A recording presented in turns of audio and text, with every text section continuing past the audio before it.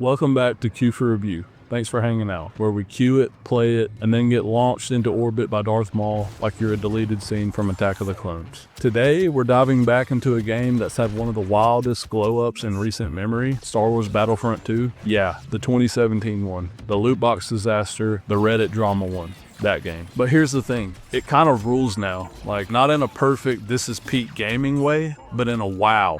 This game should have died, and instead it became one of the most immersive Star Wars experiences ever kind of way. So back when Battlefront II launched, it was a mess, straight up. EA handed us a game wrapped in microtransactions, progression, locked behind RNG crates, and heroes you had to grind for like they were minimum wage jobs. The backlash? Deserved, brutal, and historic. But here's what's wild. Over time, and I mean years, the devs actually listened. They stripped the pay-to-win stuff, reworked progression, dropped a ton of free content, and basically tried to make good. And the fans, we stuck around. We kept playing, modding, posting, and yeah, complaining. But it's that relentless push from the community that kept this game alive. In May 2025, there was a big fan push to revive interest. That was real. People wanted this game to thrive, not because it was perfect, but because it could be. Alright, quick detour into the campaign. It's fine. It's there. You play as Iden Versio, the Imperial Special Forces character who does the old, maybe the Empire is bad turn. And then bam, you're tagging along with all the big name heroes. The writing feels like it was written by someone who got their Star Wars knowledge from cereal box trivia, but it's playable. Some cool moments, some eye rolls, and then it's over. Honestly though, no one's here for the story. You came for the locations. Because even in the weakest narrative moments, Battlefront II knows how to stage a scene.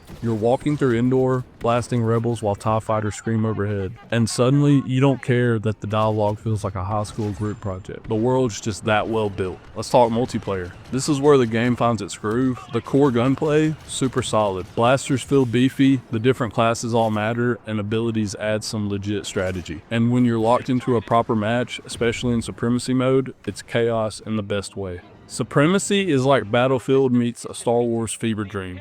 You got full-on wars happening across massive maps, droids fighting clones, ships crashing, heroes showing up like boss fights. It's dumb and cinematic and awesome. You'll have those moments where Anakin wipes out an entire squad, or you somehow survive a charge with 3 health left, and you're just grinning. It's not always balanced, it's not always fair, but it's fun. Now, the hero balance is still kind of broken. Some are just better than others. Vehicles are a bit clunky, and if you play Galactic Assault too often, you'll start developing flashbacks to poorly optimized spawn points. But when it works, it really works. This game still looks incredible, like absurdly good. The character models, the environments, the lighting, every map feels like it was ripped straight out of the movies. Kamino's cloning facility glows with this weird sterile beauty. Geonosis is dusty and chaotic and just perfect for giant battles. It's eye candy, but not in a cheap way. It feels intentional. The sound design is a chef's kiss. The blasters all sound exactly like they should. The voice lines are on point, especially for the Clone Wars stuff, and the score, it just hits. You hear swelling music mid-match, and you're ready to run face first into a saber duel. Every audio cue is just loaded with that authentic Star Wars charm. I'm not going to pretend this game reinvented the shooter genre. It didn't. It's basically Battlefield in a Star Wars outfit, but that's kind of the point. It leans into the fantasy. It doesn't need to be groundbreaking. It just needs to be immersive, exciting, and a little chaotic. And it really shines in the Clone Wars content. That's where you can tell the devs went all in. The love for that era is baked into the maps,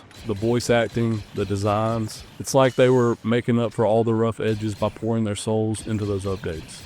If there's ever a Battlefront 3, and fans have been yelling for it, we don't need them to reinvent the wheel. We need them to take this and polish it, refine it, add more depth, fix the balancing, and keep that atmosphere alive, because the bones are strong. I've loved this game since launch, even when it was an absolute train wreck, even when the community was rightfully furious, because underneath all the mess was something genuinely special. A game that, despite corporate greed and rocky systems, felt like Star Wars in a way that no other game has. Battlefront 2 gets an 81. Is it perfect? No, it's got issues, but the community made this game better. Players pushed for fixes, celebrated updates, and kept the dream alive when it easily could have been shelved. And now, it's this oddly beautiful, deeply flawed, and incredibly fun multiplayer experience that's still worth playing in 2025. So, thank you to everyone who stuck with it. All the people that posted clips, hosted events, made memes, and dragged your friends into a Supremacy match at 2 a.m. You made the game what it is. Thanks for watching. Don't forget to like, subscribe, and check out qforreview.com for the written review, linked on my channel. Leave me feedback below, or maybe just a good roast. Thanks everybody. Peace.